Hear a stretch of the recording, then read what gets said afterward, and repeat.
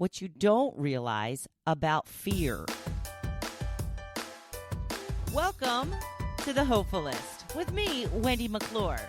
This is where we turn those nasty, negative thoughts into positive and work toward a happy, fulfilled life.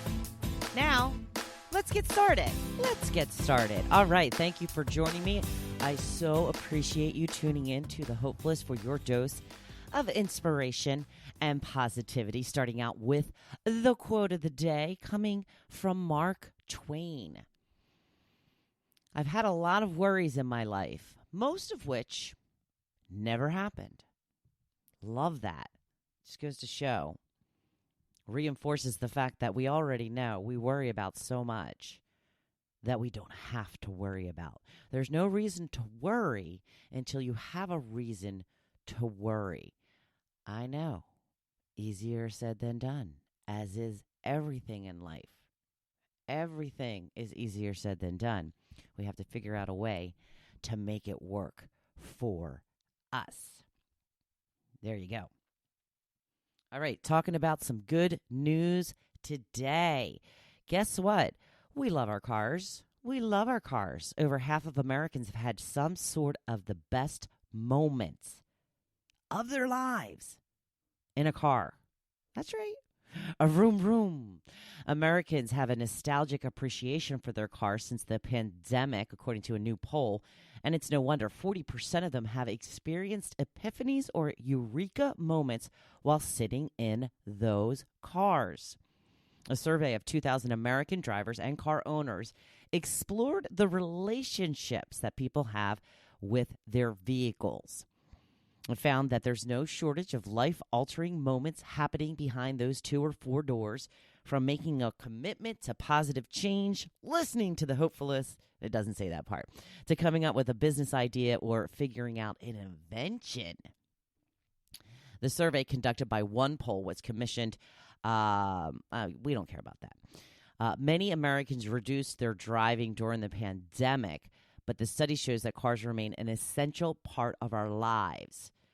The study also showed that cars had become extensions of one's home, operating as everything from a de facto office to a video call studio for work. 48% said their car is a perfect space to talk to themselves, a perfect place to cry, to shop online, or to take photos of themselves. The study also revealed the type of conversations respondents have had in their cars. The average driver said they've had at least 6 awkward talks in their car. More specifically, 46% they've experienced some of the worst moments of their lives in the car. But many people view their vehicles as a refuge, with 40% of respondents saying that their vehicle is the only space they have to themselves.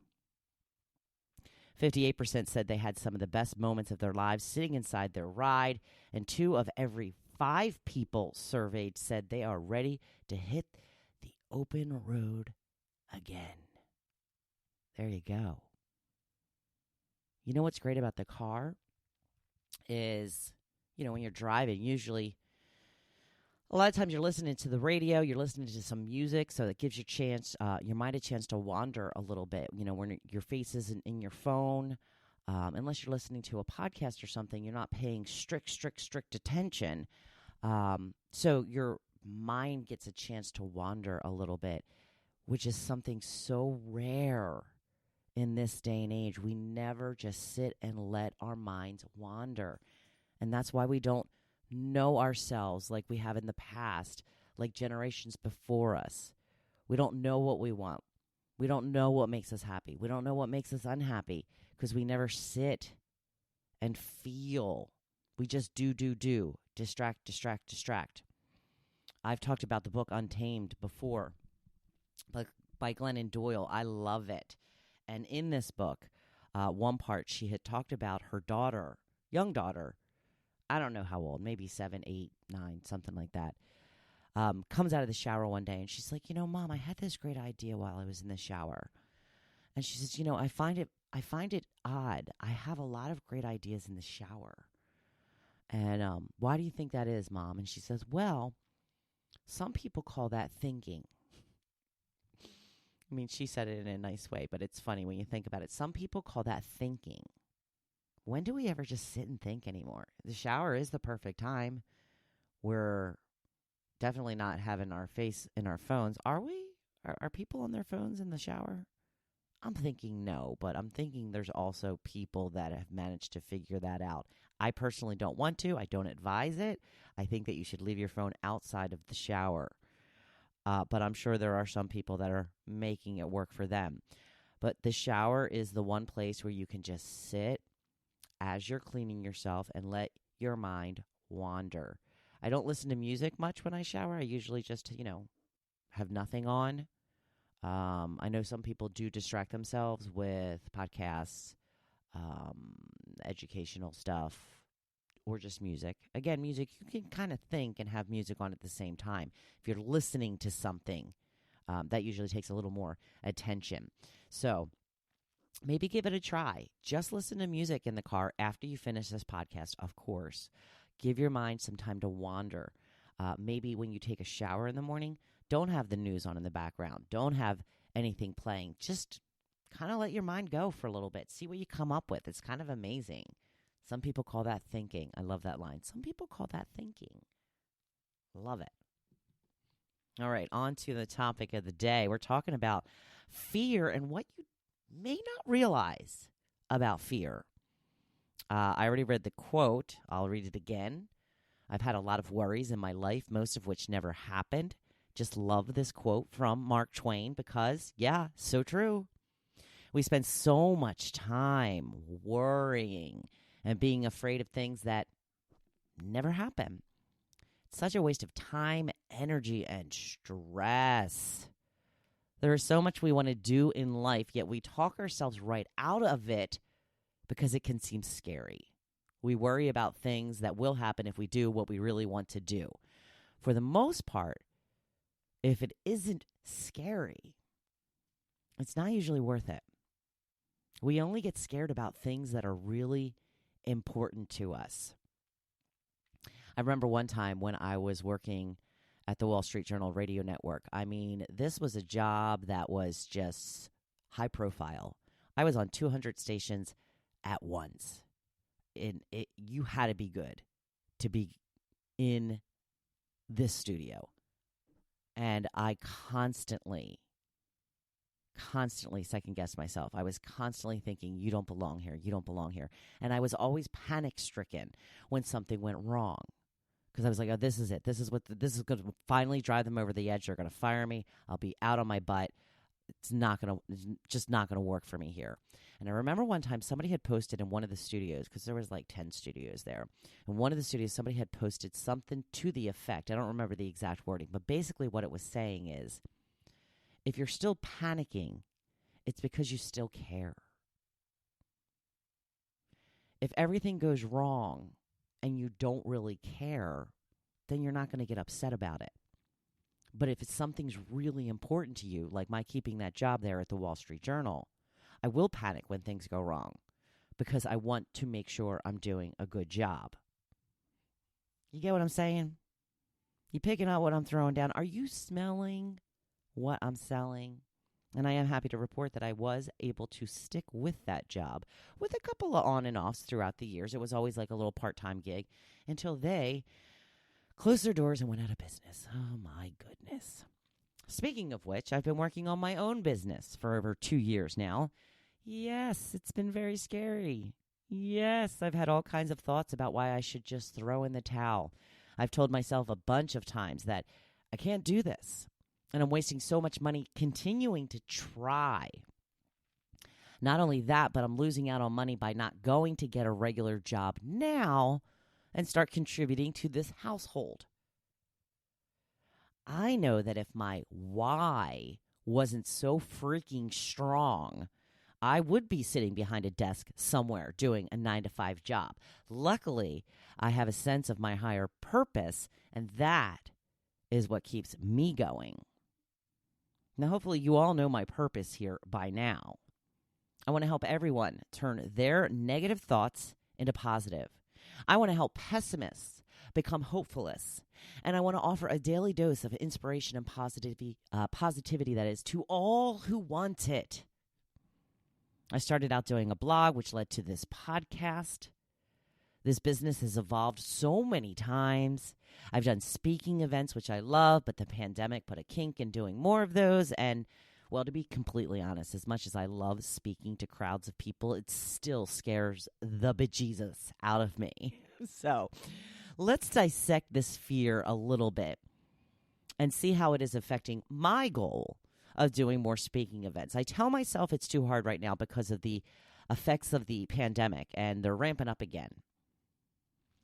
Well, my first speaking event was last summer, smack dab in the middle of the shutdown, so that excuse doesn't actually fly. Okay, my next obstacle is I don't know where to start looking for events. I don't know. So I don't look. And I'm definitely never going to find events to speak at if I don't look for them. I have to take uncomfortable action and do things that scare me in order to get to the thing that scares me the most, speaking in public. So I have to get out of my comfort zone to find speaking events that scares me even more. Does it sound crazy?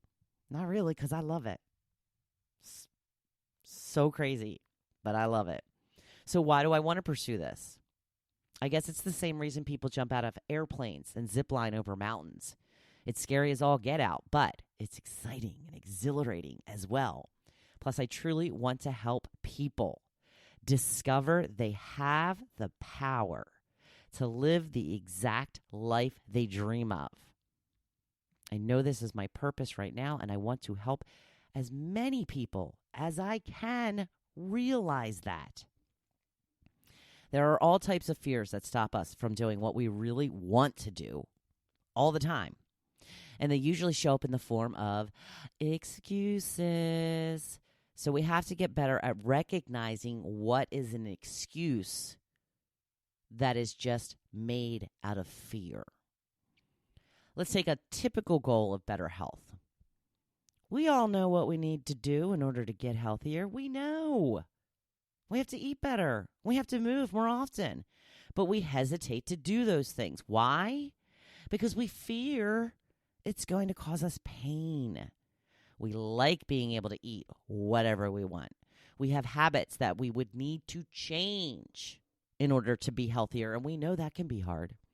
We would rather sit on the couch at the end of the day watching TV, reading, or playing on our phone than moving our body in a way that we know is good for it. Change is hard. We know that. But one of the mistakes we make is we focus on what we are losing instead of what we are gaining. We may not be able to eat brownies every night after dinner anymore. Not every night. But we will be able to breathe better in order to keep up with the kids or grandkids. We'll be able to buy new clothes that look flattering on us. We will feel strong and healthy and know we can do whatever physical challenges come along.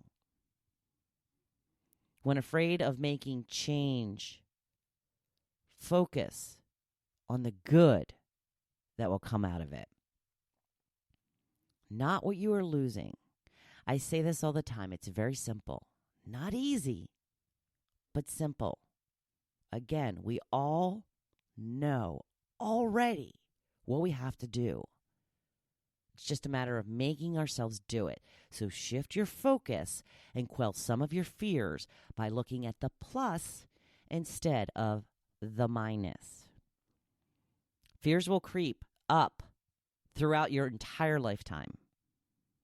And it's really good at distinguishing itself as other things, mostly excuses, sometimes other things as well. So learn to recognize when your fear is coming up and learn to combat it.